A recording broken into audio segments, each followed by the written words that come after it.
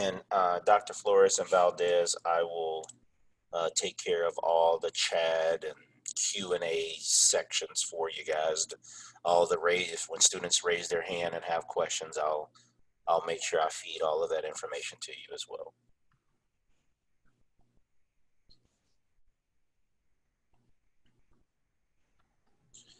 Good afternoon, good evening in some places. If you don't mind, as we're just kind of making our way in, feel free to take your phone off of mute and give us a hello or how y'all doing. If you're down in the Texas area like Dr. Flores. Actually, Dr. Valdez, you're down south now too in Oklahoma, right? That's right. All right. Hi, everybody. Hello, hello. Hey. Hello. Hello there. Hello. Hello. How you doing, Mr. Evan? Good. So happy to see you guys again on another Wednesday night.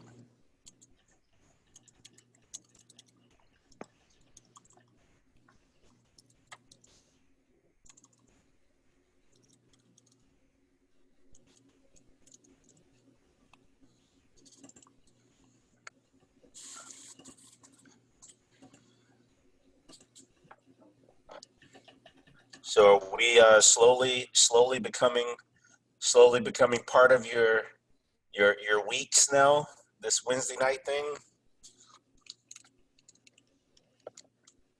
Like your favorite television show?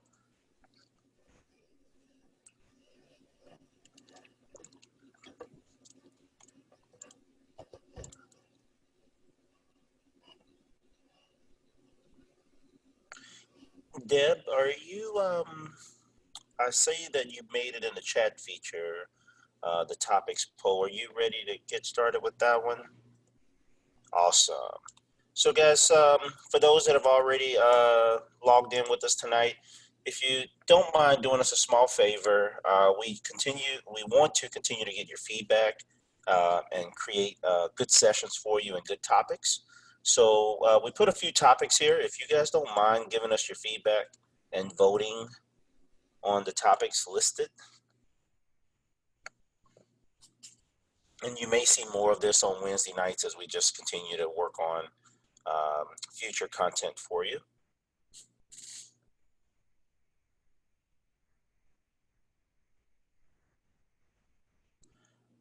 Wow, those two that are leading the way align directly with the with the topic tonight, the interviewing and the resume and CV writing.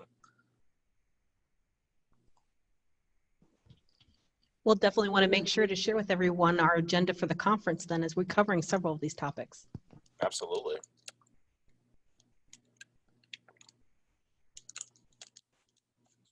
All right. Well, I think we have a wonderful topic tonight with amazing guests. So what we'll do is we'll go ahead and get started tonight so we can maximize our time. We really do appreciate your feedback on the poll here. We'll go ahead and take that down. So without further ado, I'll just introduce Dr. Flores and Dr. Valdez.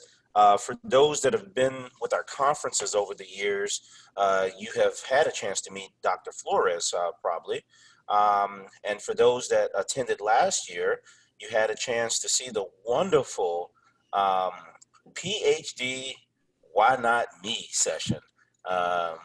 The Dr. Valdez coming out party at the LSMRC annual conference last year. So just real quick, Dr. Flores and Dr. Valdez, if you guys can just give everyone a quick rundown of who you are, what you do, and then we'll go ahead and get into our session. So Dr. Valdez, we'll start with you. Sure. I'm Dr. Valdez. I am an assistant professor of chemistry at Northeastern State University, which is a new position for me starting this year. Prior to that, I was the director of the McNairs Program at Wellesley College. And before that, even still, I was in fellowships and research at Harvard College. I am an LSAMP alum from Oklahoma. And so this is for me returning from New England back to Oklahoma, my home state. And so I'm thrilled to be with you all talking a little bit about career searches and particularly within academia. Awesome, awesome, and thank you so much. And with you making a recent transition with employment, I think this topic is very fresh for you. Dr. Very Flores. Well, I'm on the other side of the spectrum, so I'll explain that in a minute. My name is Ben Flores. I'm a professor of electrical and computer engineering at the University of Texas at El Paso. That's a mouthful, but wait till you hear the rest. I'm also the principal investigator of the University of Texas System Lewis Stokes Alliance for Minority Participation. And I need to take a breath. So I've been at the University of Texas El Paso for 30 years now. And I bring in slightly different perspective from that of Dr. Valdez. I've been on the other side of the table, interviewing faculty over the years and trying to recruit the best and most talented, diverse faculty that we could possibly have at the university. So for me, it's a pleasure to be here and to try to address any concerns that you may have or answer just any questions that you may all have about the whole process of getting a job. So I'm glad to be here, and thank you for inviting me. All right, well, thank you so much, and let's go ahead and get started tonight. So we'll start off with just a little slide here, and what we wanted to do was highlight a few STEM academic job stats. And really the reason that we wanted to highlight this slide tonight is to showcase a few things. One, if you can follow my mouse here, there are a large number of academic positions available. But two, we also wanted to show a couple gaps that we're working on. So we have a gender gap between women and men. And as Dr. Valdez mentioned to me, you know, there's many other gaps that LSMRCE and the LSAMP community are really working to close. So I wanted to show this to give you encouragement. There are a lot of opportunities, but also that there are some specific gaps in the industry with employment that organizations that you're a part of right now are working really hard to close. Anything, Dr. Flores or Dr. Valdez, you want to add to just from a demographic standpoint and employment opportunity in general before we get started? Dr. Valdez? Yeah, I mean, I'll just, Brian and I got a chance to talk about this before the session. And one of the things that as we think about academia, people of color are highly underrepresented, as one can imagine. And so the number of tenure track faculty who are people of color is sometimes strikingly small when you look at it. And as a Latino woman, the worst. So for Latino women, it's actually the worst of all of the different minority or people of color groups. And so that's actually part of the reason that I wanted to go into the faculty is just, I've been preaching this for a long time. I've wanted my students to go into this field to change this so that future students get to see faculty who look like them and who come from backgrounds like them. And so we want to encourage all of you to be changing these numbers and making a difference. And so we need you as part of this. And I'm a product of LSAMP too. And so I'm trying to do my part now.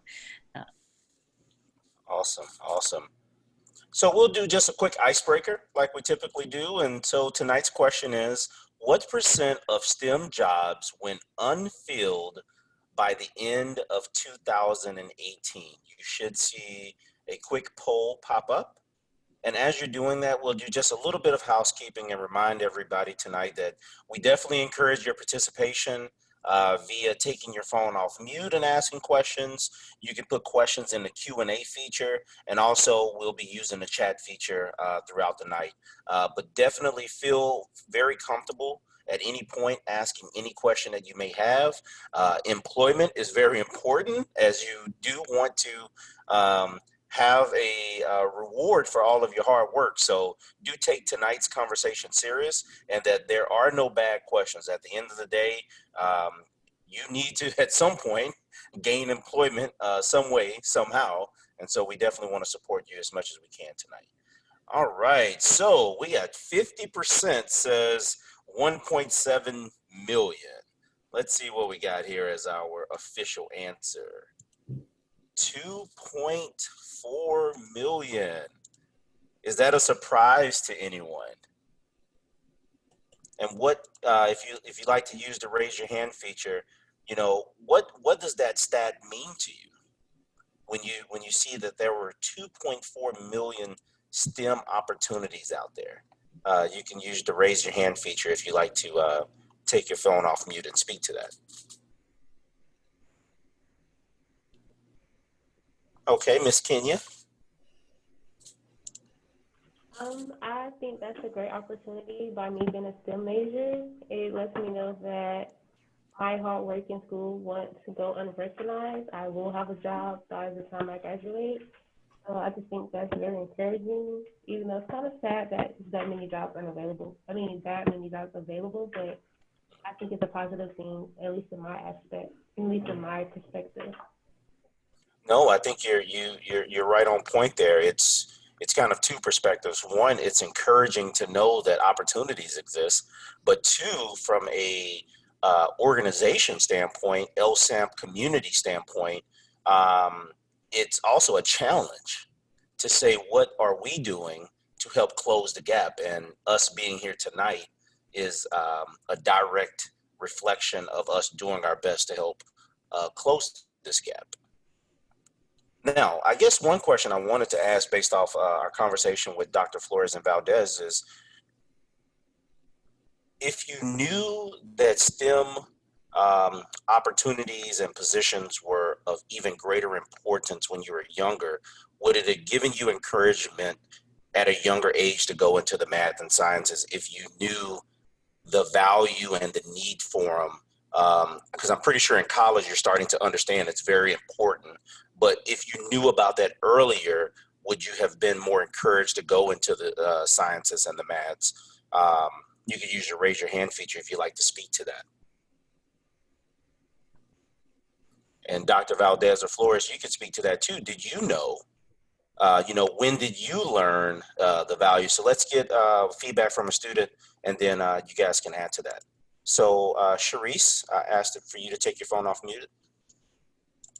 Hi, everybody. Can you hear me? Yes. Yeah.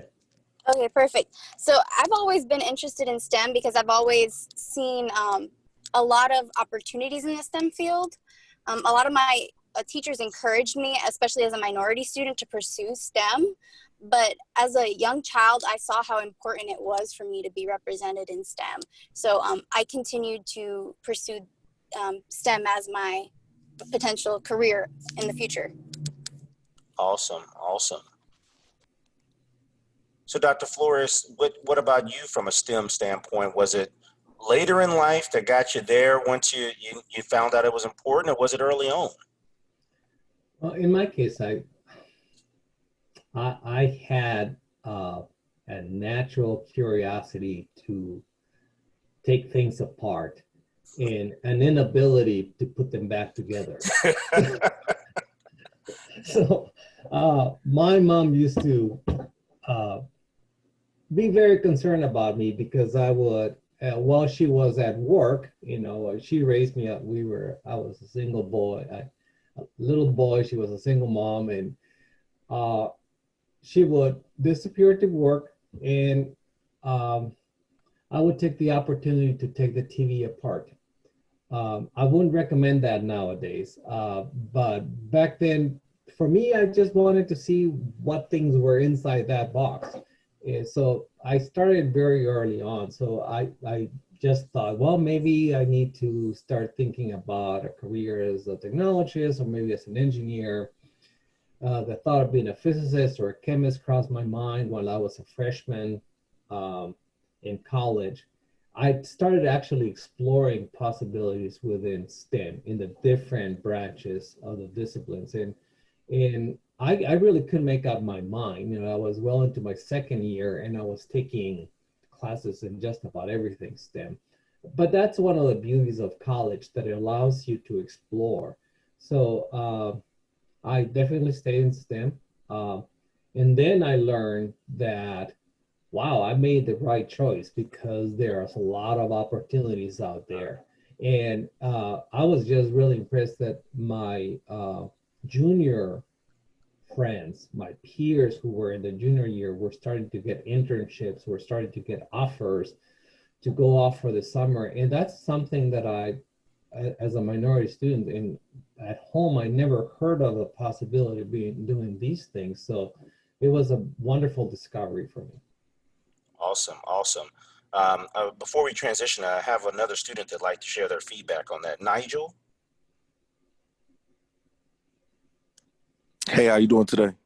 All right, Mr. Nigel, nice to hear your voice again, man. Thank you. So I kind of agree with him as well, because like I like to just take things apart as well, but I was able to put them back together.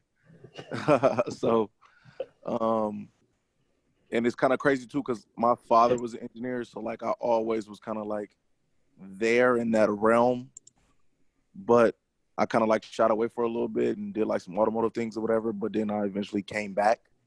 So, and then another thing I really think that's beautiful is the fact that you can really just hone into one specific thing that you really like and be able to do that every single day, because the STEM field is really kind of diverse now and is growing.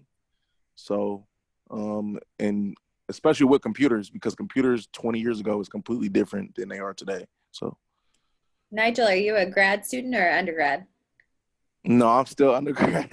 Sounds like you're ready for a PhD. When you want to dig in deep like that, you're ready. All right. So, you know, Dr. Valdez, I'd like you to take the lead here. So earlier we talked about as we prepare for getting a job, one of the challenges that STEM students have is not all STEM students have that natural ability or confidence to just speak about themselves and present themselves. May be great at presenting their research, but not really about themselves. So, you know, Dr. Valdez, talk about the importance of being willing to be out front about yourself and differentiating yourself in this process of getting a job. Yeah. I mean, I think, you know, you have to get comfortable talking about yourself and the, you know, interviewing process or even the networking process before you ever even get close to an interview. You have to learn how to kind of give an elevator speech. You may have had your LSAMP faculty or LSAMP directors talk to you about giving an elevator speech. So a short kind of overview of this is me in a nutshell. And so you want to get comfortable doing that. I mean, one of the things that was challenging for me when I first was transitioning from a PhD in STEM to I did higher education administration. So I was still in academia, but as an administrator, not as a scientist. And folks were like, why are you doing this? Like, they couldn't understand how me as a scientist wanted to do administration. And so I really had to work on giving kind of a narrative that people could follow and understand why it was that I was doing it. And so I had to really work on that and workshop it with friends and colleagues and at conferences before I got to a place where that people were like, oh yeah, that makes sense. Like, of course you'd go into administration. And I think that differentiating yourself is really important too. And so one of the biggest pieces of advice I give for grad students is that when you're going on the job market, you know, if you have a PhD, right? So at the level of having already gone to graduate school, when you're applying for a job, so does everybody else. So your baseline is PhD. So you've got some type of publication, you've got research under your belt, but what makes you different from all of the other candidates that are coming out of graduate school? And so it is important to do extracurriculars or take on other, responsibilities so that you can have those pieces to draw on. For me, the biggest thing that I did during graduate school was I did the Graduate Student Council, and that gave me a lot of administrative experience. I sat on a number of university committees and graduate school-wide committees, and I worked really closely with the deans and administrators. And so I learned what it was like to be an administrator. And so I had that as an advantage for being able to land the type of job that I did, which was considered kind of mid-level, which was not an entry-level position. And so I skipped several tiers because of the fact that, one, I had the PhD, and two, I had experience just as an extracurricular. So. Awesome. Thank you. Dr. Flores, as we look at this, and I believe we shared this slide over the summer, but it says on average, every corporate job opening attracts 250 resumes, but only 4 to 6 of these will be called for an interview, and only 1 of those will be offered a job. I know those stats may vary a bit on the academic side, but just in general, Dr. Flores, a person who has interviewed and part of that hiring process, can you talk to our students tonight about the fact that, sometimes some of these positions are highly competitive, and that there are going to be a number of people going after the same position? Well, that's absolutely true. But you had to be at the starting line to be part of the race. You cannot discount yourself in before you get started. Right? Hey, we have to repeat that one, Dr. Flores. Then we have to put that in the chat feature and just put that at the beginning of every presentation. That's right. And if you want to compete, you have to be there. So it's really important that you give it your best, that you prepare a good package, you have it reviewed by people who know about this. There's always somebody who's willing to mentor you, provide advice on how to pursue a career. You can reach out to program directors of LSAMP programs. You can even go to career services and tell them, look, I'm preparing to apply. What do you think about this? I need some feedback. And what's interesting is that once you're in the final pool, and you need to understand that there's going to be a committee that's going to be reviewing all these applications, and they're going to be making decisions based many times on first impressions, on a blink of an eye, to say. And so it's important for you to leave a mark from the very beginning. So this issue of differentiating yourself is absolutely essential. So you have to convince people that it's worth the time. Continue reading your CV or your teaching philosophy statement or whatever document they're reviewing. You just have to make sure that you catch their attention. Once you're in the final pool, the odds get better for you. Of course, if you made it to the list of last 10 or top 10 candidates, your odds are going to be increasing significantly. And interesting things happen, and I can tell you about. Don't try to rush in to be the first one to be interviewed, okay? Ask, say, well, you're gonna have several people coming in. Can I be the last? Just ask them, can I be the last? And, people will probably say, yeah, sure, no problem. You tell them, I just have to take care of certain things. And if I'm the last one, I would really appreciate it. What you are actually doing is you're changing the probability of success. If you're the last person or among the last, people will remember you better. And that is a truth that it's seldom talked about, but it really makes a difference. People remember you, they compare you then to the rest, who they may not remember as well. So there's a lot of strategies or tactics that you need to be aware of. But all of these can work in your favor. Thank you for that, Dr. Flores. I never would have considered that as a strategy, but thank you for that feedback. So, Dr. Valdez, as we understand that this is a competitive market and things, so we put ourselves at the starting point so we can make it to the finish line. Can you walk us through, Dr. Valdez, from an academia standpoint, kind of walk us through this process of getting a job? Absolutely. So, having been through this very recently, the process is pretty standard amongst institutions. You're going to need to submit a cover letter to the department, typically addressing it to the chair or to the selection committee. You have to include a number of attachments. So one is a research plan. So as a scientist, you are going to be starting your own lab if you're in academia. Most likely, unless you're at an exclusively teaching institution, but typically there's also some type of research that's going to be expected of you regardless. And so the research plan is really going to outline like what you hope to do at that institution. It's going to build on the body of work that you've done as a graduate student and as a postdoc, if you did a postdoc. And then you may also be asked to include a teaching philosophy.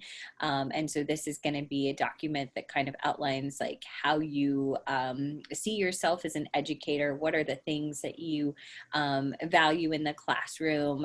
So some examples from my own kind of teaching philosophy is that I like a really active classroom. I want to see student engagement as part of that. I also take a universal design for learning approach, which is a special technique that has to do with the fact that we all have preferences for how we learn, but there's actually, the data doesn't support that anybody is one type of learner or another. So instead we present choices to students, and so sometimes I'll play a video because that might be better for some type of learners, or sometimes I might ask students to draw something. And so it's just engaging the different styles that people may have for learning. You may be asked to create a sample syllabus. Many years ago, I applied for a position that was actually a hybrid faculty and administrator position, and they had asked me for syllabi, and I'd never taught any of my own courses, and I was like, oh my gosh, I have to design a course from scratch. So better to know that up front, that you may be asked for those syllabi. And this round I had already been teaching courses at my previous institution at Wellesley, so I just had I had a syllabi ready to turn in.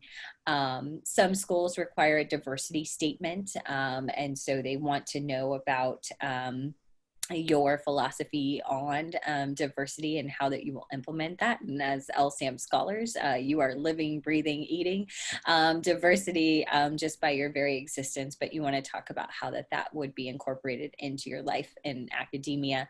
And then 3 letters of recommendation. So depending on the institution, they may be looking for actual letters written ahead of time. They may be looking for references in which they'll call and ask questions about you. And sometimes it might be a combination of both. And so those are the kind of things that you have to turn in up front, as well as a CV or resume. So on the academic side of things, it would be a CV, which is a curriculum vitae. It differs from the resume largely in length. So a resume, you're going to be looking for maybe 1 or 2 pages. A CV or resume could be, there's no page limit. I'll just say that. But I would say as a new professional who's applying for a tenure track position, it's probably going to be on the order of like 4 or 5 pages when you're starting out. It's really kind of scientific. So you're including things like you're including things like your education. You're going to include any publications you had, the research that you've done, and who you've worked with. If you've trained any folks already, you would include that. You might also include any grants that you've gotten or fellowships that you've gotten or other awards, any research presentations you've done, and on and on and on it goes, which is why that it's so many pages. So it becomes this living document that basically says everything you've ever done in your career. And so after you've had a long career as a faculty, I imagine Dr. Flores is probably 30 something pages or more. And so that's, that's how it goes over time. And then I will, as we turn to kind of the next steps of the phase of applying for the academic jobs, I'll let Dr. Flores maybe talk about that from the selection side. Just real quick, do we have any students, just that application package side on the academic track, do you have any questions around that? And if you would like to, speak, you can just use your raise your hand feature and we can take you off mute there. And this is centered around the application package submission and the things that entails for those that are interested in a potential academic track. All right, I'll go with Mr. Omar first here. Hi, good afternoon. Good afternoon, Omar. Hey, so I wanted to share a little bit about my experience. This past summer, I served in an internship, and the process that I went through and got accepted, I wanted to share what helped me personally, if that's okay. Okay, absolutely. So I understand Dr. Flores' point in saying that, you gotta be there to start, to compete. I went to a job fair in UWM, and I was a bit scared. One, because, I was a sophomore at the moment, so there's not really a lot of sophomores that get internships, what I've heard. So I said, you know what, I'm gonna risk it. I got my resume and I got things that were provided to me by other people, like ideas like, oh, you better, you should introduce yourself. You should take pictures of what you've done, your research and stuff. And I think that set me aside, and I got a call and I got the interview and stuff. And I was second to last in being interviewed. And I think one of the strong things that got me the internship was the way I was able to present myself.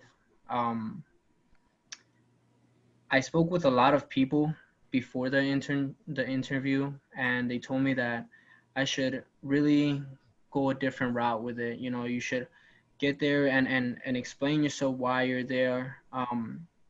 Bring pictures, research, anything that you've done. So I was a labor worker for 6 years for a construction company, and so I put pictures of me working in the field of construction. My major is civil engineering, and so they saw that as an opportunity for me to observe what the other side of construction really is, and so they accepted me.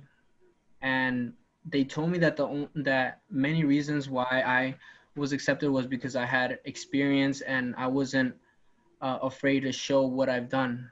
And so that's one thing that helped me a lot, was showing what I've been through, what I know, and what I could bring to a company like Michael's Corporation.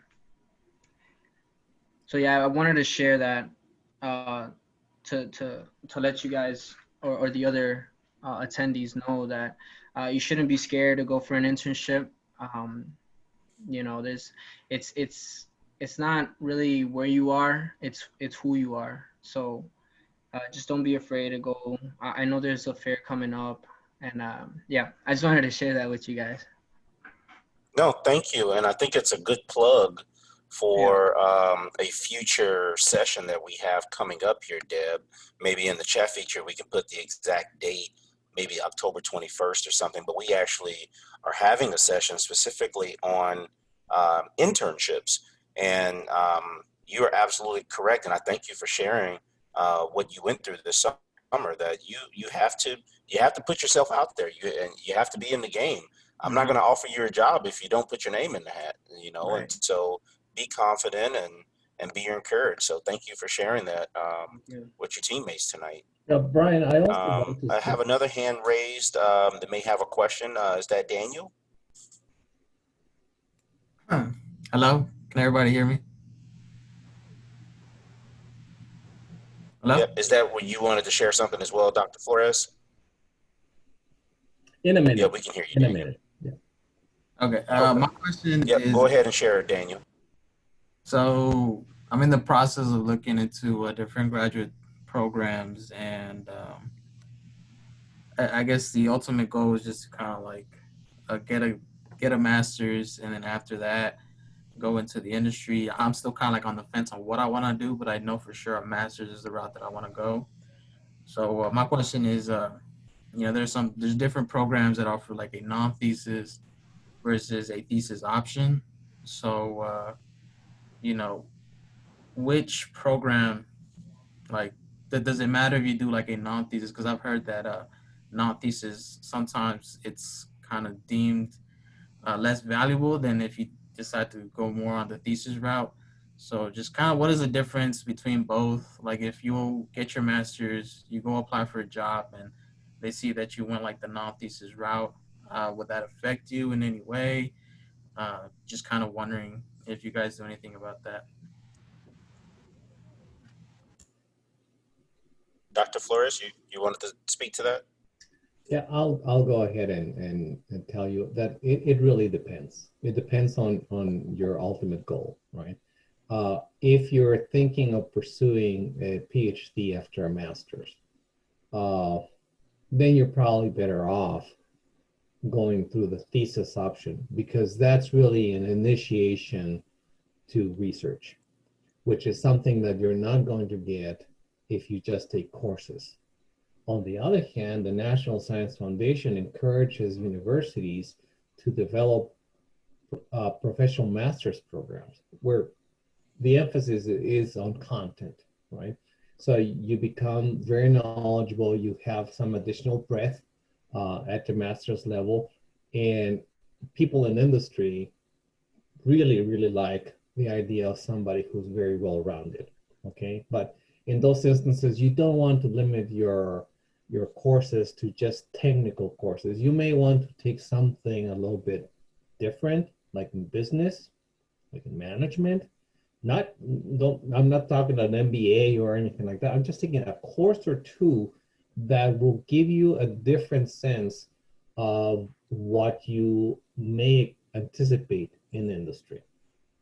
Okay, so it all depends on what your ultimate goal is. But if you really don't know, you know, it's probably better that you talk to the graduate advisor in that program to get a sense of how they perceive students who pursue one route or the other, and what kind of opportunities for funding exist, because that also is going to affect, for instance, whether you're going to be given a teaching assistantship or an assistant instructor position. It may depend on whether you're committed to be there for the long run or you're just going to be making a one-year visit. So all of these things have an impact.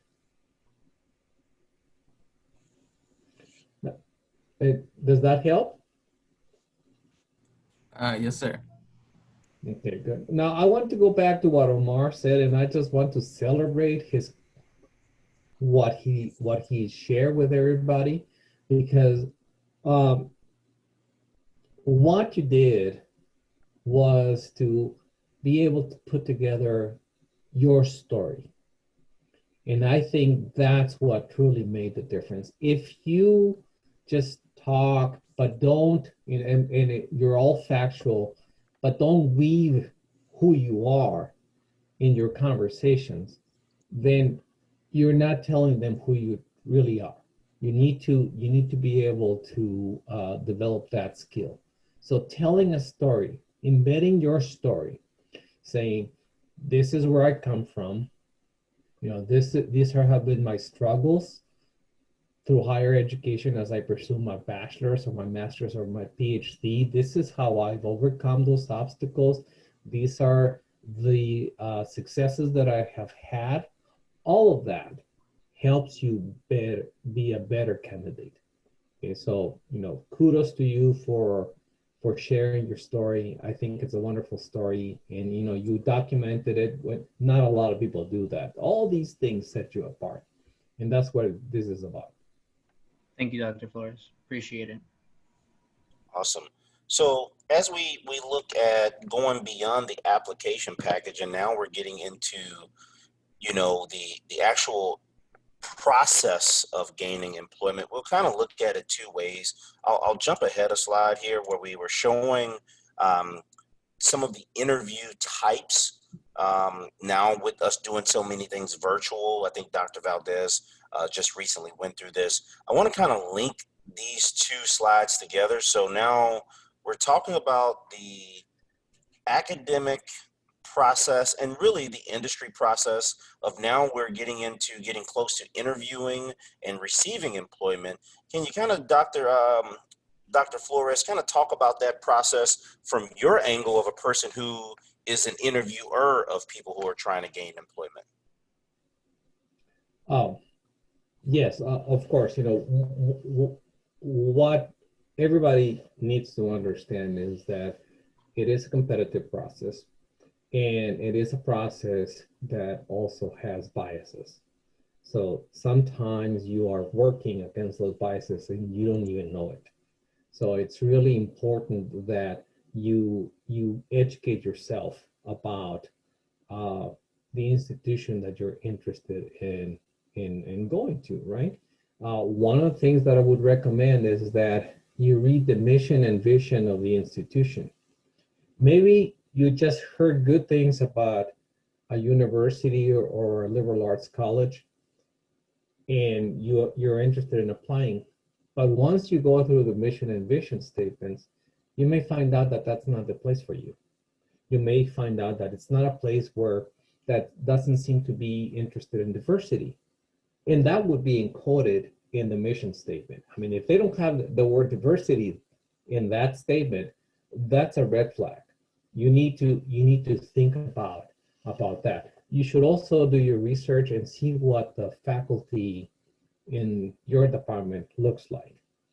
Now, get a sense of whether there is a significant number of underrepresented minorities in that group, or that their ratio of men and women is about the same, or it's not biased in one direction or the other.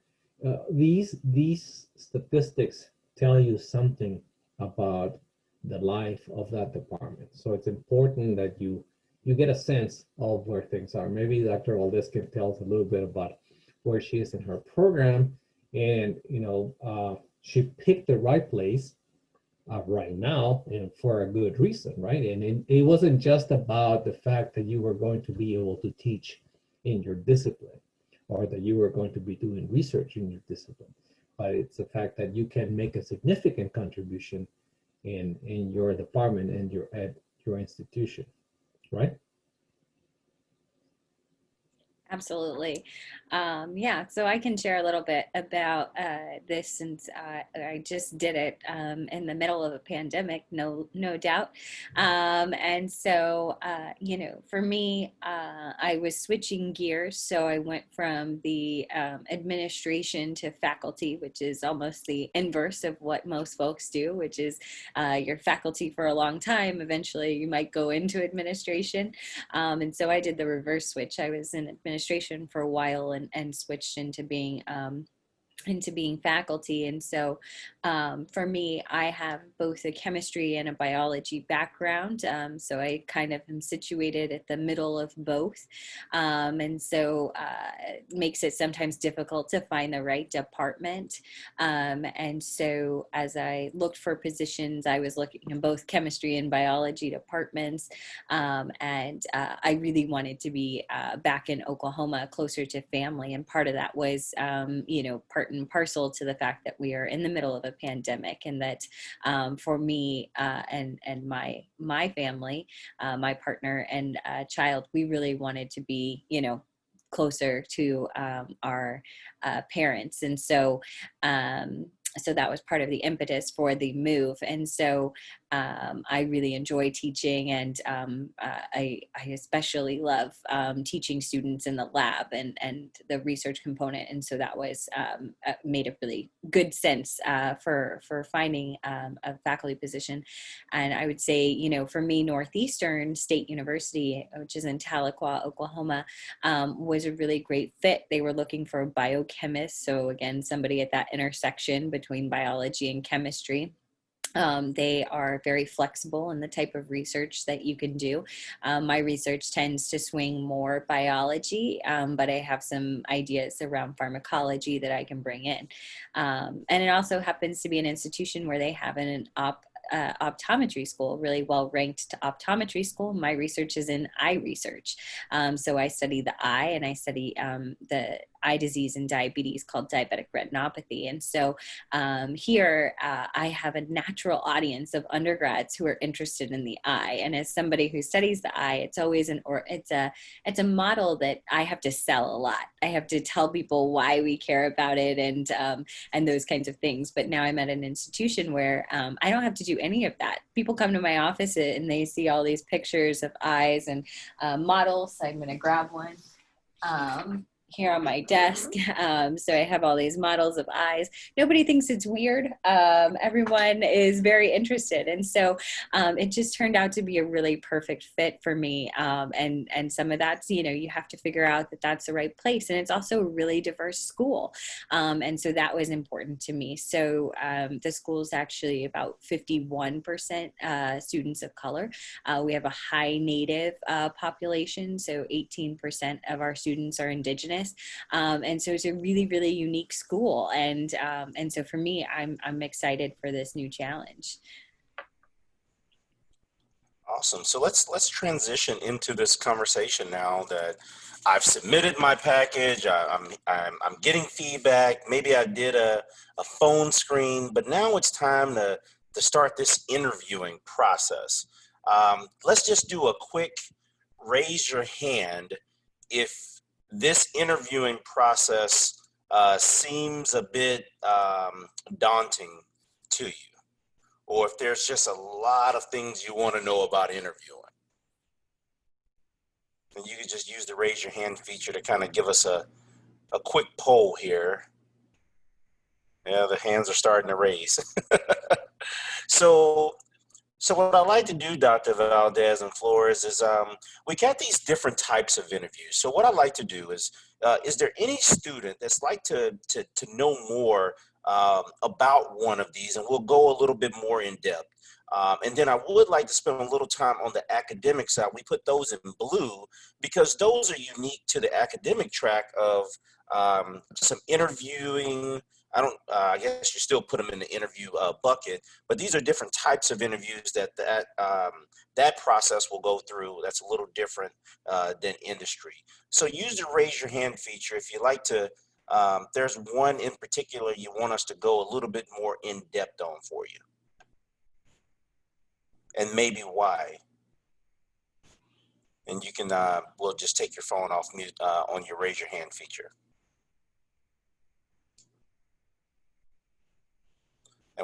All right, Charisse, is that Ramos?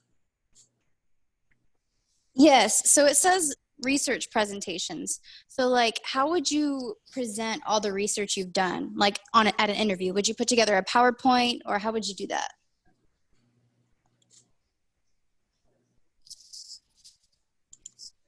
Did you hear me? Yes, so Dr. Flores Valdez, please go. So if you're thinking about a research presentation, they probably are going to give you an agenda, and they will tell you that they would like for you to present your research, in some instances to the faculty, but it could be open to faculty and graduate students, or it could be open to the entire community. So you need to prepare for the audience. Okay, so that will give you an advantage. If you give a highly technical presentation where you know that undergraduate students are not going to understand what you're talking about, you're probably creating yourself a disadvantage for yourself. So know your audience, it's important. PowerPoint can be powerful, but it can also kill any conversation in the classroom or in the auditorium. So make sure that you engage your audience, okay? And there's so much that you can present, and so you probably want to say, if you have been doing several or been involved in several projects, just highlight them and pick one. Pick one that you think you're going to be the most enthusiastic about and where your energy is going to be transmitted to the audience. I would advise that you do that as opposed to trying to cover everything, because you just won't have the time, right? So you got to be strategic about it. And so as long as people see that you're engaging, that you're really interested in your research, and that you're committed to sharing that knowledge with other people, I think you'll be on a good place. Thank you. And so, Dr. Valdez, you have recently gone through this process, and the virtual world has really been something that you had to tap into. So, kind of talk us through that, Dr. Valdez, and your recent experience. Yeah, I would absolutely agree with everything Dr. Flores has said. The audience is really important. So are you presenting to other faculty members, like your potential colleagues? Are you presenting to a mix of students and faculty? And so knowing that audience is really important, but also the prompt is important. So know what they're asking of you. So are you going to be giving a research presentation that, say, summarizes everything you did for your postdoc? Or are you going to be kind of proposing what you would do with your new lab at this institution, or some kind of comment? If in that case, it would build on what you did as a postdoc, likely. But you want to know what the ask is. Is it about the kind of research that's already done and tied up nicely with a bow, or is it this kind of new venture, this new adventure that you're going to take on? And the other thing is, I got asked especially to speak to how that I would incorporate undergraduates into my lab. And so wanting to know, how are you going to work with students on these projects, and how have you thought about making the level of the research accessible? So my institution is primarily undergraduates. We do have graduate programs, but we mostly teach to undergrads. And so I have to be able to have a research agenda that makes sense for college level students. And so that was really important to the committee to see that. And so that's important. I did do all of this over Zoom. So you have to get familiar with this technology. Zoom does have the capability that you can actually start a meeting on your own to practice. So you can start a meeting just by yourself. Nobody actually has to be there. And you can test out the technology. So learn how to share your screen and how to present your slides. Know that on Zoom, if you're somebody who typically puts notes into your presentation, you will not be able to see those unless everyone else does. So you need to, any notes that you need for yourself to help you with that presentation should be written somewhere else, either in a Word document that you're going to keep open on your computer, or note cards, or whatever it is that you're going to be doing. But hopefully when you're giving a job talk, it's going to be so polished that you really wouldn't need, those notes to help you through it. But yeah, I think getting familiar with that technology is really important for especially in the COVID times. Dr. Valdez, one of the things I wanted to add, just in case a student out there may be concerned about this, is it's a challenge enough to do an interview one-on-one with someone, but you may experience often that you may have panel interviews.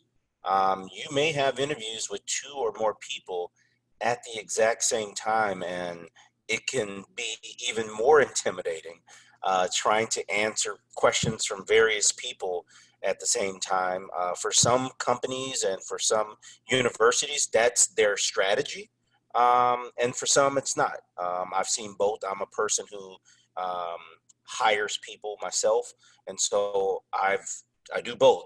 But I do know that for some it is intimidating. So, Dr. Valdez or Dr. Flores or any of our guests on the call tonight, is there anything that you can do different with a panel to better prepare yourself and put yourself at ease, or is if you can do interview with one person, the panel is not that big of a difference? What does that mean to you guys, those that are experts in this space?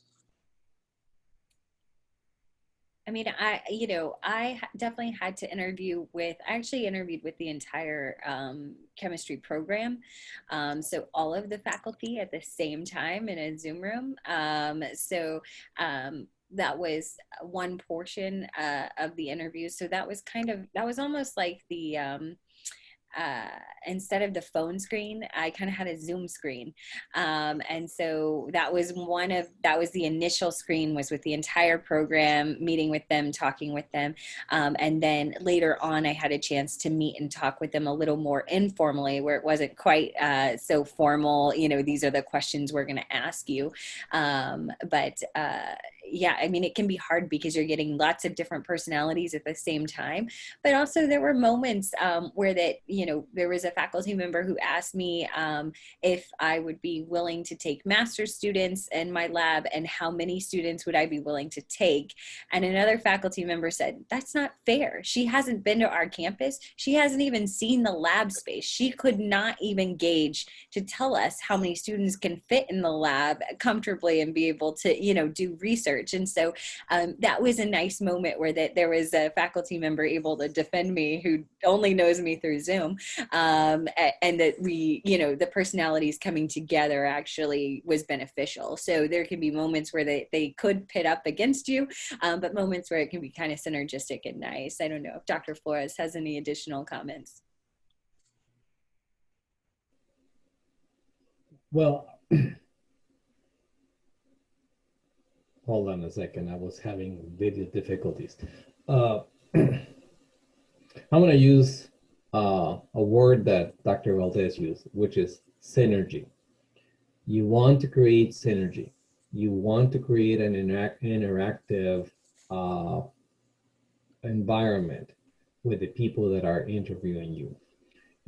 If you're like me when I was 18, you don't want to look at your shoes while you're interviewing with somebody, right?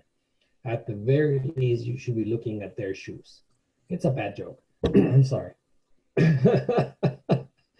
What you really want to do is you want to develop a rapport with individuals, and so that you get to know them and they get to know you.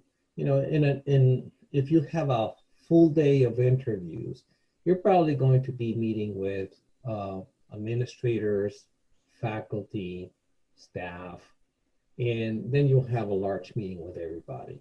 And you may even get to meet with the provost or the vice president for academic affairs and the president.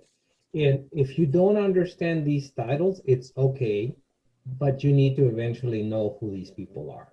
Okay, the provost is the person who makes academic decisions for the entire university. Okay, there are deans who have chairs, who have faculty, right? So there's a whole structure, and you need to become a little bit familiar with that because you're going to be interviewing with these people, right? You shouldn't be asking what is it that you do at this university. You don't want to be the person asking these questions. You want to know who they are and what they do. So when they give you an agenda and you have names of people that you're going to be talking to, do your research. Get on the internet, find out who these people are and what their roles are at the university or college, and make sure that you develop that rapport with them. Okay, because they're going to ultimately provide feedback to the chair of the committee and to the committee, and they will be making decisions based on that feedback. So you always want to have somebody who's taking notes, who will provide a positive note about yourself so that you become memorable. And that's the other word that I want to share. you have to be memorable, right? You have to have a big smile. Yeah. They have to remember you for the right reasons, right? And if they remember you for the wrong reasons, that's not going to go well, right? But I know you're gonna get nervous. For my first interview, I was super nervous. I was sweating bullets. And now I think back and I say, why was I sweating bullets? But it's your first interview, right? So practice. Do a mock-up interview. I don't know if we have possibility for doing that in the Midwest Research Center of Excellence, or when you can get a graduate student to have like a mock-up interview and spend half a day with the faculty trying to understand what makes a good interviewee. We actually, Dr. Flores, I want to say maybe 4 years ago at one of our conferences, we actually did a mock interview as part of the conference. I actually think we did it in 2014 and 15. That is something definitely, Deb, will make a note of, because it was a very, we received great feedback from students. So it's definitely something we'll see, how do we integrate, because the mock interview is really, really important. That practice is important. It builds that confidence. But before we move forward, I'd like to get Dr. Valdez to add a little bit more feedback to this virtual world and Zoom world of interviewing. Yep. Thanks. Yeah, I think that one of the things that you can control, because there's so many unknowns when you're interviewing, is your environment. And so you really want to be thoughtful as you think about what that background's going to be, how you can get a quiet space that won't be disrupted. When I was interviewing, we're in the middle of a pandemic.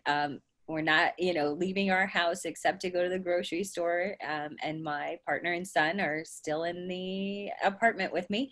And so I made a little faux office in the middle of my bedroom. And so that was a space that I could lock. I could, keep everybody out, keep it quiet. And we hung stuff behind me to make it look, nice. And so it was kind of a little stage. And if you were to turn the camera around, you would see my bed. And I think I probably did one of the LSMRCE, sessions there.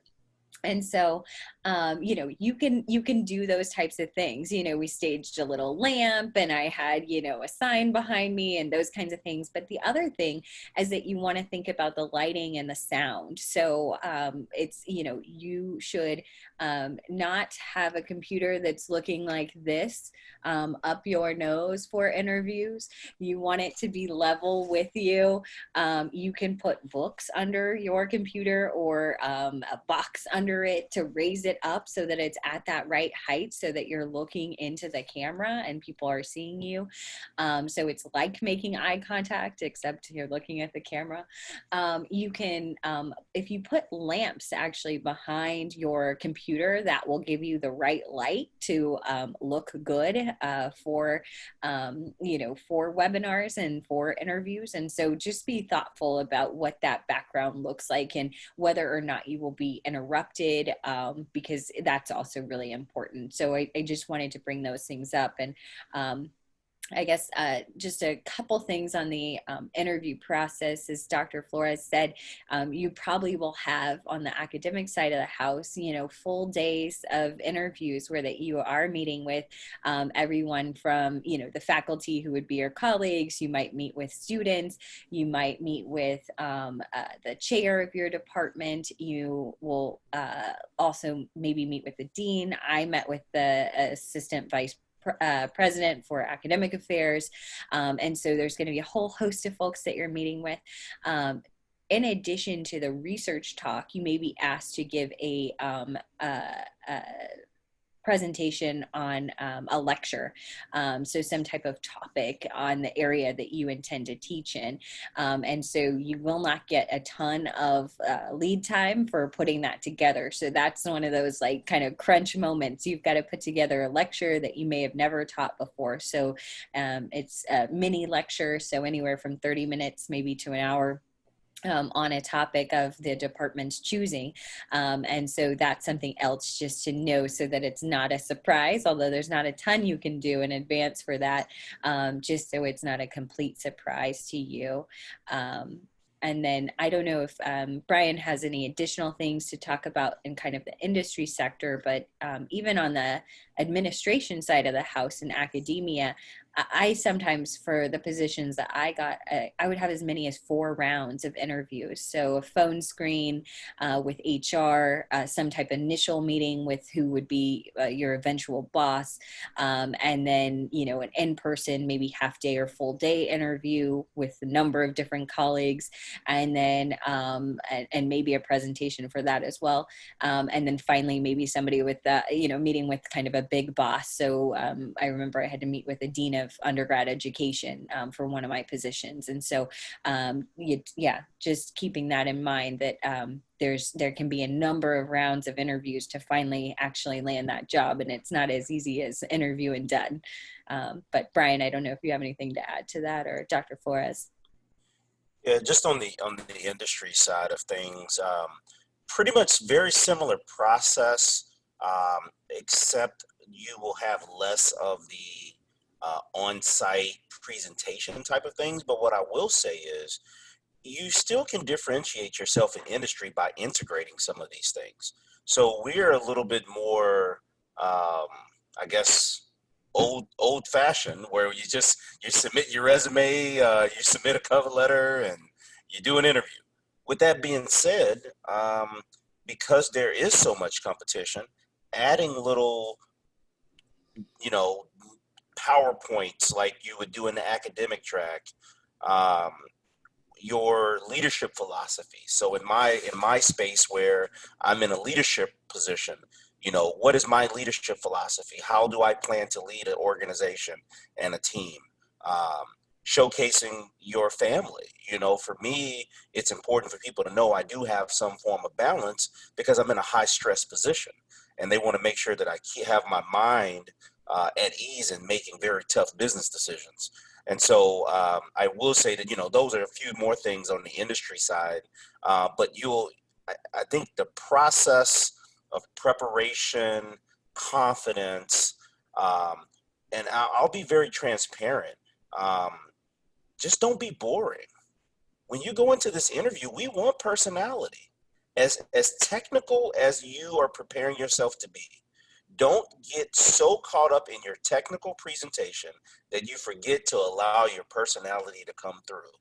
Because now people are judging hiring based off if they want to work alongside you and with you.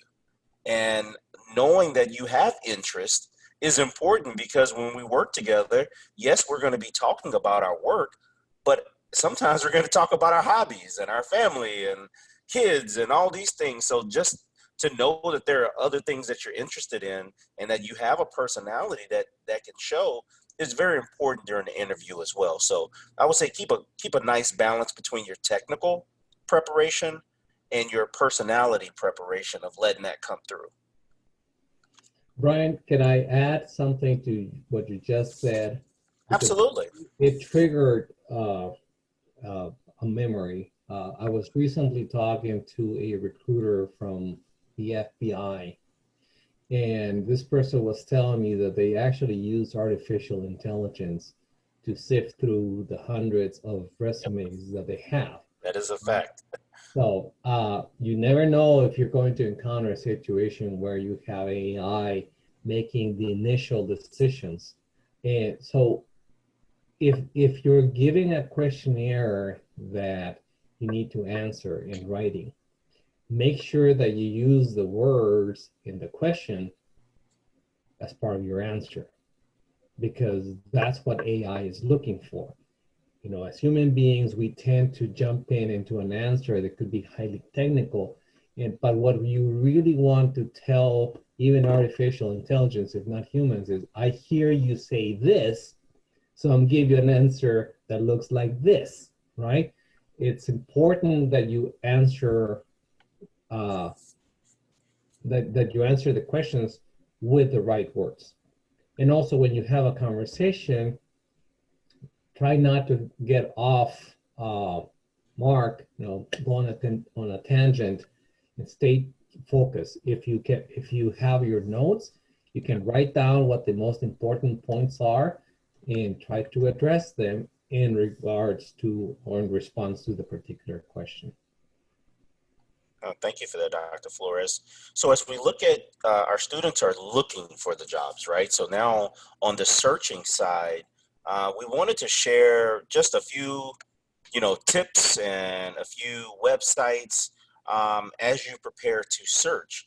And so, LinkedIn is very important, but one that I wanted to highlight was the Campus and Career Service Center. So I know not all career centers at universities are created equal. Some may be better than others, but I will say always give it a chance. Their purpose is to help students find employment. So if I'm a student on a campus and I have tuition that's being paid and things like that, part of your payment to the university is to help have a career services center, and they're employed to help you. So take advantage of the resource that is on your campus. I am not saying that your campus has the best career services ever, but at least give it a fair shot to see what there is to offer, and they may have access and resources to get you on the path towards employment. There are a few more that we're putting on here, so I'll let Dr. Valdez, Dr. Flores, or any of our guests on tonight, if you'd like to add a little bit more context to the search tools. We put a few websites on here that are very specific to STEM.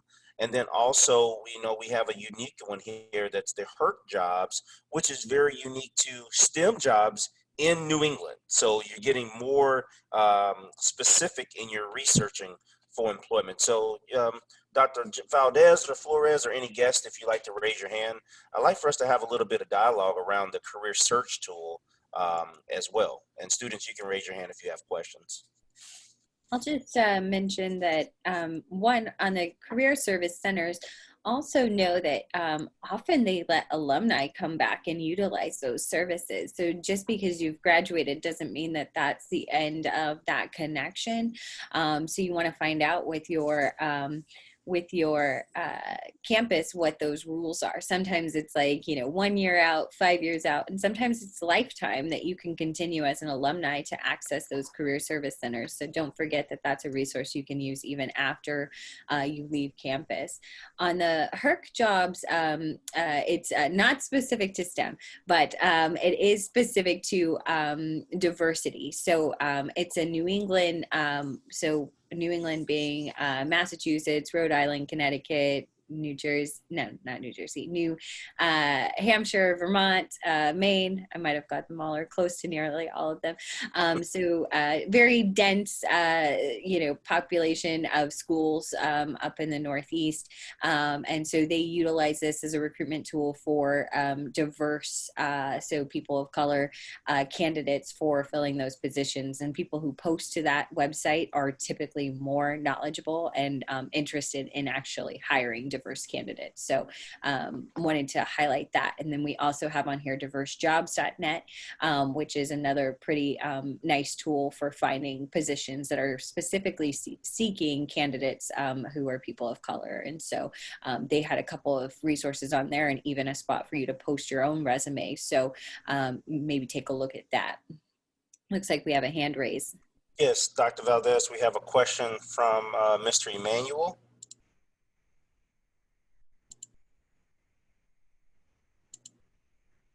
All right, Emmanuel. Hello? Sorry. My question was just, so how do you really kind of decide which option? Let's say if you have more than one job offer, how do you really go about deciding which one to go with, and how do you kind of basically, that's really kind of my question, just how to move forward between deciding which career job to kind of choose. I'll add a little bit of context, and if there's someone that wants to add to that, it's a great question. It's a good problem to have. You know, I'd rather have some choices than to have none. So congratulations if you do have multiple offers. The one thing I will say is truly understand it. And Deb, I think we're going to talk about this at the conference as part of the negotiation workshop we'll be doing, is I want you to understand the full compensation package that comes with the job. And so that includes the salary, the benefits, the time off, the work from home options. What is the total compensation package? And in the industry, sometimes we say, what is the full value of the seat? And not just what is my salary, but what is the full value? What are the training opportunities? Are you paying for me to go back to school and get more education? So those are some things that I would say just at a very surface level. If I'm looking at two different jobs, the first thing I want to do is truly outline what are they fully offering me at all levels of the job offer, not just the salary as a starting point. Dr. Flores or Valdez, you guys want to add to that?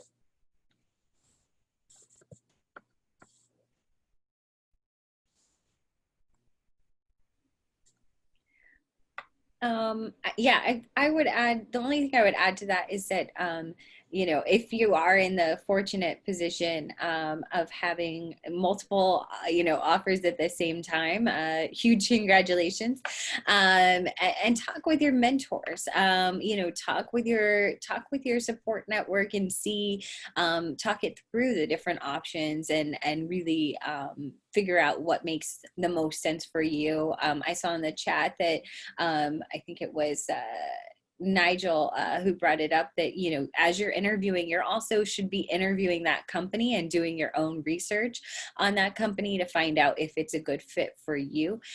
So make sure that you're doing that. And then the other thing I would say is that, you know, in industry, unlike academia, you know, when you apply for grad school, you're going to hear back from all the grad schools at the same time, and you have the same decision day of April 15th to decide whether or not you want to do, you know, your PhD. That doesn't happen in industry, and so it's not that often that you end up with with multiple offers at the same time, because in timelines for different companies and when that they actually interview you may be highly variable. So sometimes you'll have to make a decision without all of that information, and so you really have to go with your gut. And I think that as Nigel pointed out, I think just do your research. I appreciate it. Thank you very much. Just, I know the one thing that just kind of scares me is I've heard a lot of my friends that have graduated just kind of they've been disappointed with the path they decided to take. Mind you, a lot of them did a lot of research into it, a lot of, like, you know, additional work, just picking the decision.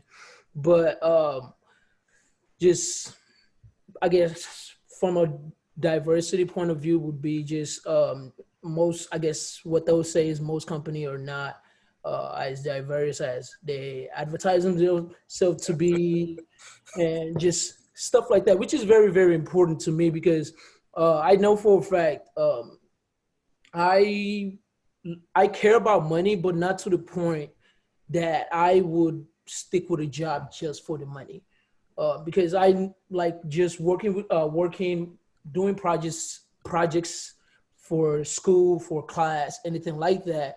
I know I do better when I know everyone around me and the whole environment is supportive, you know, and true to the nature. So that's very, very important to me. That's why I asked the question. I appreciate the feedback. Thank you. No problem. That's a great point. And I think also don't forget that, you know, if you end up not liking the position, you don't have to stay. It's not your forever job, and your first job doesn't have to be the perfect fit. It is a stepping stone. You have a long career ahead of you. So I think that that's just something to keep in mind, that it doesn't have to be perfect, and it's a learning experience. And if if your friends are feeling like they didn't quite get it right with their first pick, they can, once they get a year or two under their belt, if it's industry, they should be able to transition to another position and take what they've gained from the first one. So I would only add that, your goal should not be to try to be miserable. Your goal should be to try to be happy. That is a powerful statement. Wow. That hit me in my soul. Wow, what a message. If you don't like it, if you're not happy, get out of it. Life is short, too short for us to be messing with people that don't want you around. Just move on, plow away. In academia, you can have a pretty well-designed path. You become an assistant professor. First, in most instances, you become a postdoc, then you become an assistant professor, then an associate professor. And a professor, perhaps you would decide to become an administrator. So you become the chair of the department, the dean, the provost, the president. But it's a path. It's a very straightforward path. That's not industry at all, right? So in industry, and I like what, I'm trying to see who made this. I think it was Nigel who said that you really had to interview those who are interviewing you. That's right. And you need to ask, what are my opportunities for growth, for advancement within the company? That's a fair question, right? Because you don't want to be doing the same job 10 years down the line. I thought about when I started my career, I was going to have 3 phases. I figure my phase as a professor, where I'm an educator and a researcher, and in another phase where I'm going to be an administrator, and then the last phase where I would be a senior professor, just doing wonderful things with everybody, right? And which is where I'm at, which is why I'm here, right? But it's important that you have an idea where you want to be in the future. So, talking about opportunities for advancement is absolutely essential. Okay, you need to know what they're going to offer. It's not just the salary. The salary will make you happy initially, but then you may be a miserable person, and because you just don't like the place where you're at. So you need to move. It's as simple as that. And when the opportunity arises, you make the right decision, and then you move forward. Okay, and don't look back and don't think, oh, what if I had done this and what if I had done that? The reality is, that's an if question. That's a what if question. So, and honestly, Dr. Flores, I never want to come off as rude with this statement, but the truth of the matter is this, guys, from an employment standpoint, when you leave, they replace you. Right. That's just the nature of business and operation, and even in academics, if a professor leaves, they have to fill that position, and they will fill the position. Is the person as good as you were, or whatever the case may be? Who cares? Because the position has to be filled. They're not trying to, everything's going to keep moving. And so I think it's really important for you to have the confidence to pursue your passion, pursue your positions that you're interested in, but also have the confidence to say, hey, this may not be for me. I want to pursue something else. We don't get another chance at this. And I think those are very powerful words, and it should give you encouragement to know that you don't have to get stuck, right? I think Dr. Flores said something powerful, and, you don't have to, you don't want to be miserable. That's not the intent of this. And so let's also have confidence that, you're going to have a long career and you can try new things. And that's the beauty of STEM, right? The beauty of STEM to me, and telling people about the diversity of their career, is that STEM really, to me, and just my personal opinion, it highlights our ability to learn and our ability to pick up complicated concepts and processes and systems. And that is a skill that is transferable to so many places. So you are a rare breed, you are amazing, and that you're going to have with your STEM career a lot of flexibility if you choose to. One thing I would say from a career standpoint is learn how to speak. You learn how to talk, it opens up some opportunities within your STEM career path that may not be there for everybody who doesn't have the confidence of public speaking. And so I just wanted to throw that little nugget out there. But from a professional organization standpoint, I see in the chat box a few people have added some. We just wanted to share a few. I think we did that this summer as well. But the reason we're just sharing these is to let you know that within inside of these organizations, you have job boards. You also have great networking. And at some of these conferences, you have career and job fairs.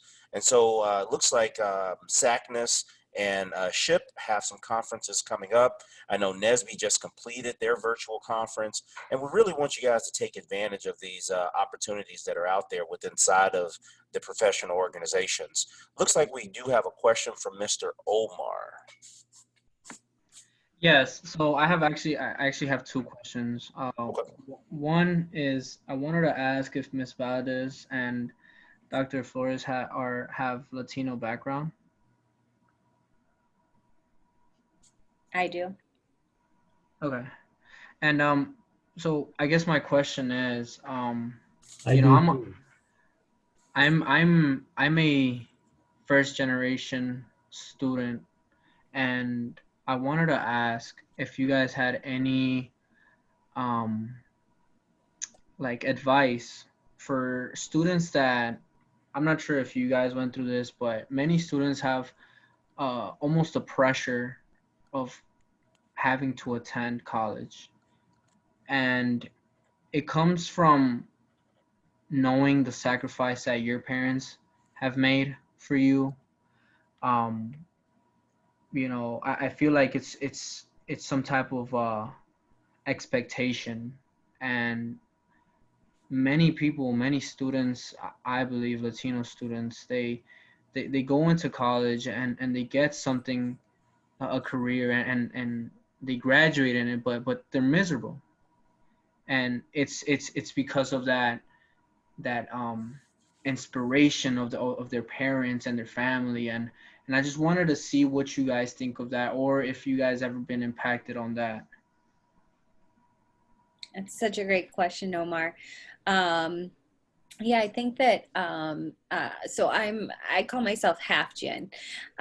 So I have I'm half white, half Mexican American, and on my white side, my mother has she has a college degree. She even has a master's degree.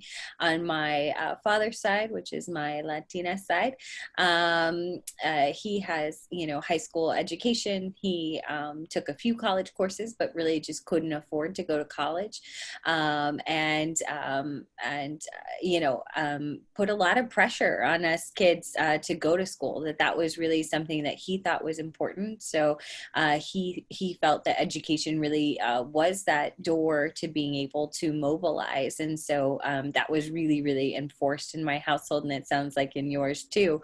And I know that for a lot of folks who are first gen, you know, you have that pressure not only of your parents' sacrifice, but of your community that's rallying behind you and saying, you know, you're doing this for us. Mm-hmm. And so you have this, like, you know, you already have the pressure of trying to succeed in college and navigate that without having folks, you know, parents who know how to tell you what to do. But now you've got the whole community that, you know, watching to see what you're going to do. And that then there's also pressure that you find a job that makes a lot of money because you might be needing to contribute back to your family. Mm-hmm. And so, you know, it's a lot. And so I personally think, you know, you need to find what you love. I've said this before. I had a huge fight with my dad about my education. I was supposed to go to pharmacy school. That was the plan, that I was going to be a pharmacist and I was going to make great money doing that. But I decided that I really loved research and I needed to do a PhD and I needed to be able to ask questions and solve problems and answer things that hadn't been solved yet. And so, I mean, I had a huge fight with my dad and it took us a long time to get over that. But I said, this is what I have to do for me. Of course, in my case, I went from a regional state college. I went to SWASU for undergrad, to my PhD was at Harvard. Once I went to Harvard, all of a sudden my dad was like, oh, of course you would do a PhD. And so of course that changed his tune. And so I think for anybody that if you end up in a PhD program, then your parents will get over whatever preconceived notions they maybe had of you going to medical school or pharmacy school or whatever it was that they thought you should do. But you can't be miserable your whole life just because that's what your parents told you to do. So you've got to find what you want to do and you got to figure out how to get paid to do it. Right. So that's what I would advise you. Do what makes you happy and figure out how to get paid. Thank you very much, Ms. Valdez. I appreciate it. Yes, I would tell you, I'm also first generation college student. My mom had a 6th grade level education. Now, she pushed me hard to continue my education. And when I started high school, she couldn't help me, right? So I had all the emotional support at home that I needed more, right? So I depended on my teachers who were good mentors, who kept encouraging me to do this. And, you know, I did hear this, you're doing this for your community. So we are here to support you because we want you to be successful. But ultimately, like Dr. Valdez said, you gotta love yourself, right? Before you can love other people, you gotta love yourself. And you have to make sure that you take care of yourself as well. So make the decisions that are going to make you happy. Yeah. And the rest will follow.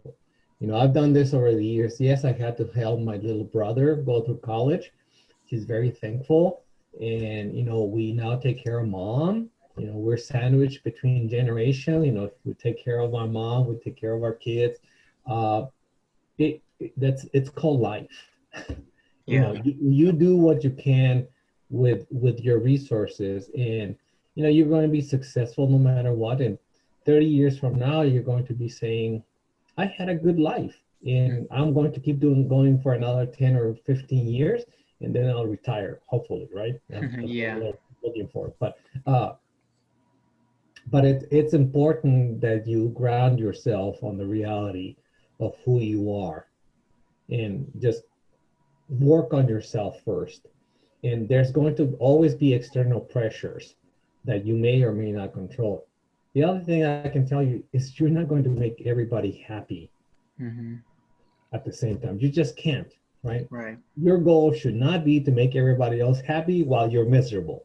I just modified. It doesn't make sense. Doesn't add up. Right. You got to make sure that, you know, you're happy with your decisions. You're content with your decisions. You know, and you're going to find a person who you want to share your life with, hopefully, and you're going to be good to each other and make joint decisions. That'll make the ride a lot easier, I think. Yeah. But it's important for you just to, you know, make peace with yourself and say, this is my background, this is who I am, these are the people that influence me, and I made my decisions. Thank you, Dr. Flores. I appreciate you both. Thank you. You're welcome. I also want to say, just on the piece on mentors that Dr. Flores began to bring up, that mentors are so key to helping you navigate college and graduate school, and that they can come in all shapes and sizes, which is what I put in the chat. And so often, you know, the students who I've worked with through McNair, are first gen, low income, and students of color.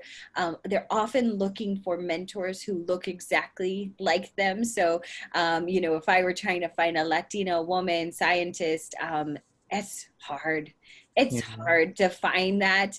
And so you have to be okay with your mentor maybe not being exactly like you. They may not be the same gender as you. They may not be the same, ethnicity or race as you. They may not be the same sexual orientation as you, any of those things. But know that, sometimes it's okay. I mean, a lot of my mentors, because my college was chemistry and math. Almost all of my faculty were white male. And so those were the folks that I had to be mentors to me. That doesn't match with me. And that's okay. And you know what? Those people knew how to open doors that I couldn't open.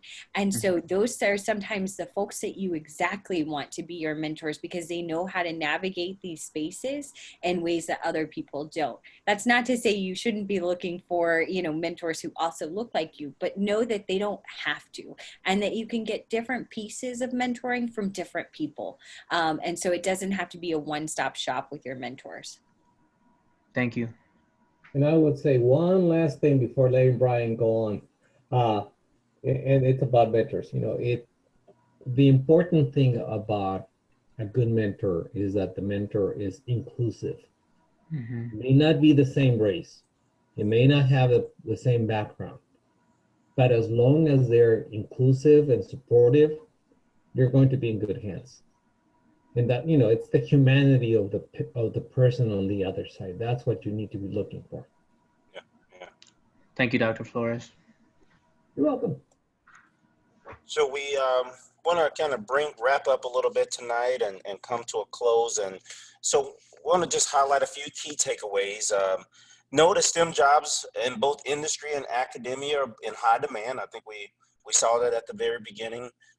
Utilize professional networks and organizations. Listen, my mother always told me as a kid, she says, Brian, closed mouths don't get fed. And I was like, wow, it's a great point. You have to be vocal. You have to ask. And so if you have a professional network, if you're part of organizations, let people know that you're looking and that you're searching. I don't know what you want if you don't tell me. Also, from a mentorship standpoint, as a mentor, I can't help you if I don't know what you need help with. So let your mentors know what your needs are so they can be in a position to help you. Understand key differences between industry and academic employment processes. We hit on that tonight. And then leverage discipline-specific search tools. So when you go looking for the jobs, there are some places you can go to reduce the noise. We want to make the searching a little bit more streamlined, and we definitely want to use those discipline-specific search tools. And then we want you to think about a few questions here. Have you defined your career path or job that interests you? And this is not a pressure question. This is just wanting you to kind of start thinking about it, because some people haven't even given it thought. What search tools or network channels align with your career path so you can make sure you're using the right one? Have you considered a non-traditional STEM career path?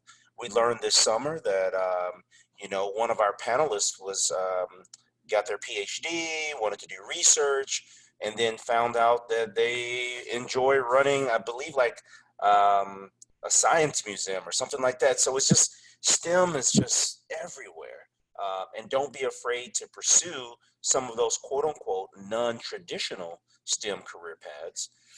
And do you have STEM tenure track mentor to discuss details? And the reason I bring this up is that there's some very specific and discipline things that you need to know inside of that tenure track that are different than industry and different than other STEM positions. And so if you are interested in that tenure track, definitely talk to someone that is currently in that process so they can provide you good guidance and feedback. And so as we wrap up, let me move past me. I just want to say thank you to our wonderful collaborators on this fall series. We're just kind of using the momentum built over the summer to continue into the fall, and also starting to prepare for things for you for next year as well. So I do want to say thank you. But before we close tonight, is there any last question or two from our students as it pertains to getting employment, getting that job, and starting your career? and you can use your raise your hand feature here on the way out. Sorry, I'll get there in a second. If there was any last questions that you guys had. Norbaya, hey, haven't heard from you in a while. Uh-oh, I lost you there too. Oh, hi. Yeah, hello.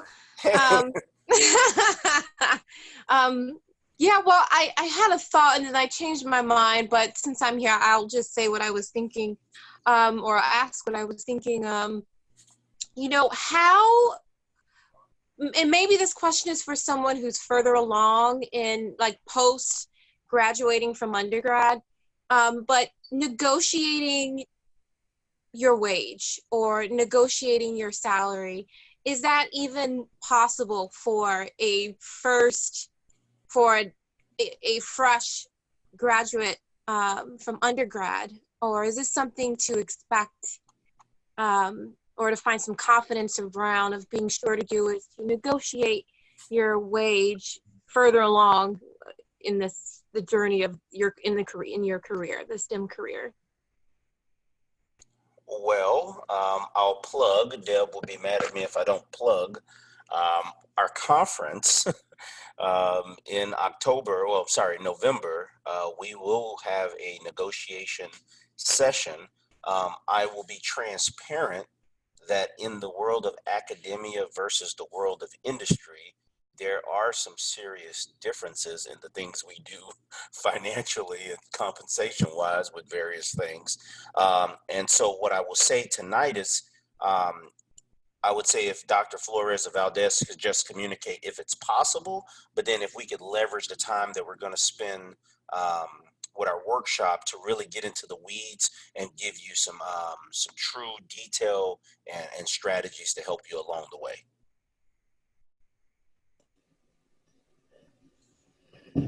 I would always encourage you to negotiate your salary.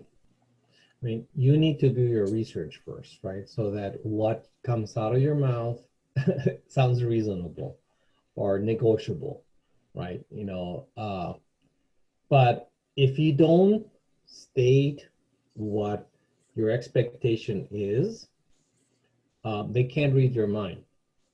And, you know, if you're in an industry, you're dealing with a business. So in businesses, it's all about the bottom line. So you may end up being the lowest paid new hire if you don't ask the question or if you don't do your research. But in academia, it's a little bit easier because there's more data out there.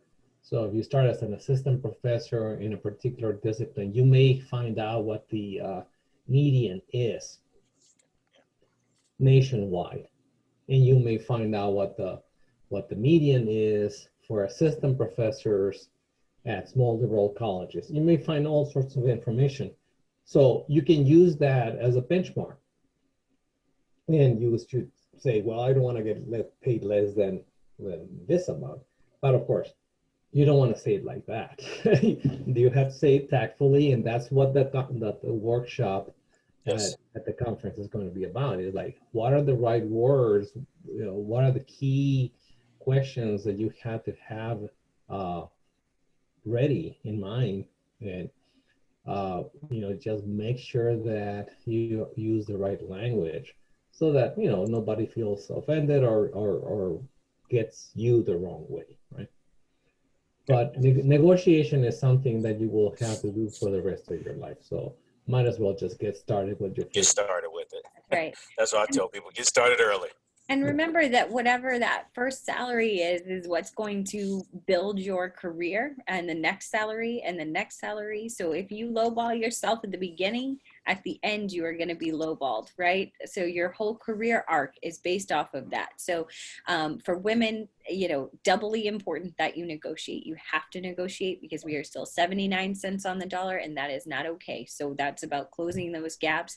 And I think, as Brian mentioned, you know, another important thing is that the negotiation doesn't always have to just be about that salary figure. It could also be about the benefits or the perks that you're going to get and things that are important to you.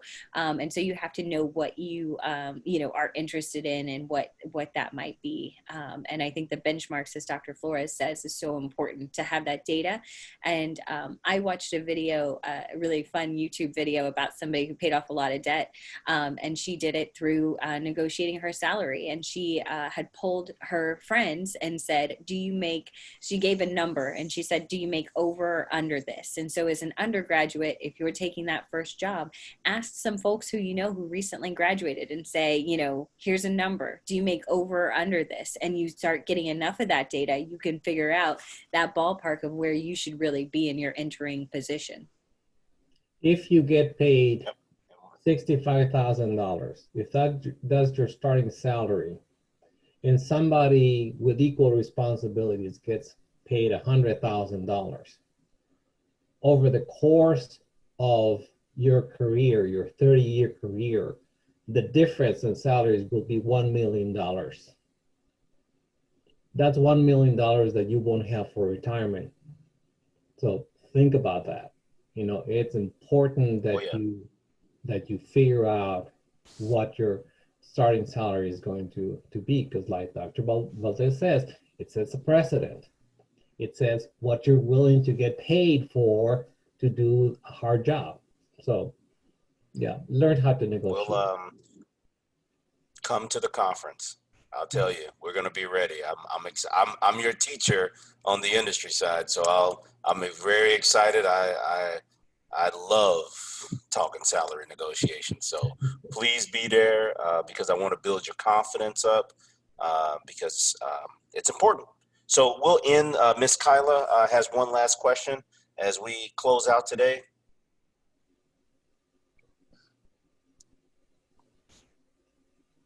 You still there with me, Kyla? See your hand still there?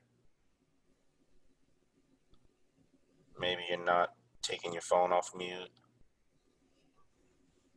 Hello? Hey, Kyla, can you hear us? Oh, yes. It was just being slow. I have a question. So I'm going to become a doctor, but I know that later on in my life, I also want to be a lawyer once I develop a doctor-like business. If you were a lawyer and a doctor and you had both degrees, how would you take that into account when negotiating a salary? Well, I will say that we are going to discuss those things in the salary negotiation workshop. But I will say that having those two different degrees does create some unique leverages. And in salary negotiation, leverage is the key. And that does create some uniqueness, but it all depends on what job you're looking for. It sounds like for someone like you may not be looking for a job. You may be creating a business with those two degrees. So do keep that in mind, that entrepreneurship may be in your future if you're going to pursue those two different degree paths. Yeah. Yep. But we will take care of you at the conference. Very interesting approach. Thanks. Yep. No problem. I never really thought of it. I can't even say the word that you just said. My brain. Entrepreneur. Yeah, the entrepreneurship. Like I never really thought of that. That's probably pretty much where I'm going. It sounds. Yep. And if you ever want to talk to someone, feel free to reach out. If Dr. Neek, are you on tonight? Maybe you could put your contact information in. She is a lawyer.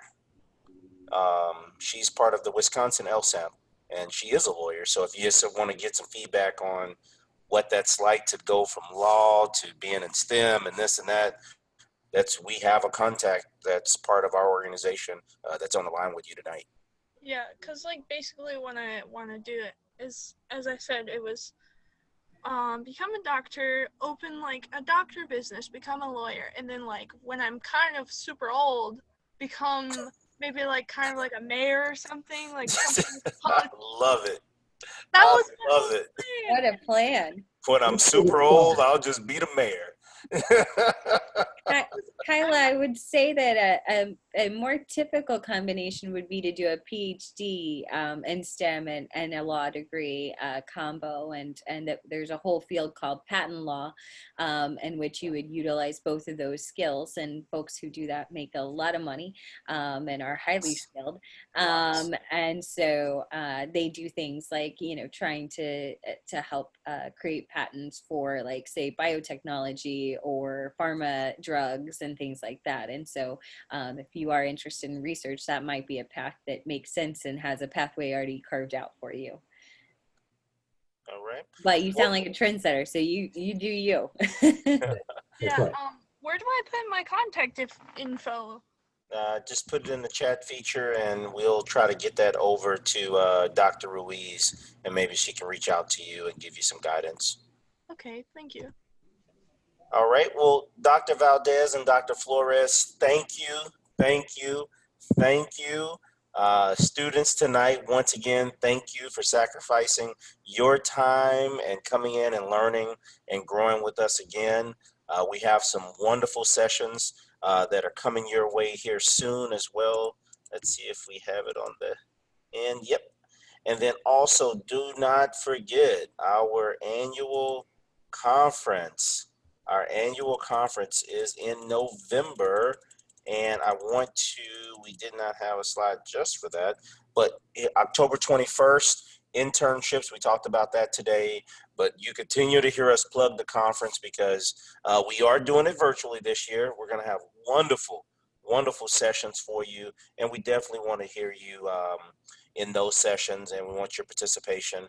And I challenge you today, for the next few sessions, bring a friend, ask someone to come and join you and come and learn and grow with us as we try our best to help you guys and answer as many questions as you may have. So on behalf of the group, we thank you, and Dr. Valdez and Flores, we all are so grateful for your time and for your service tonight.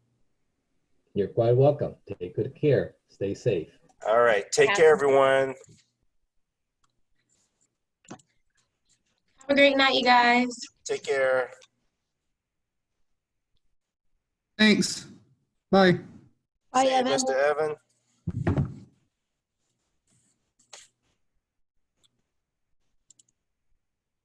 All right. Great job. Great job.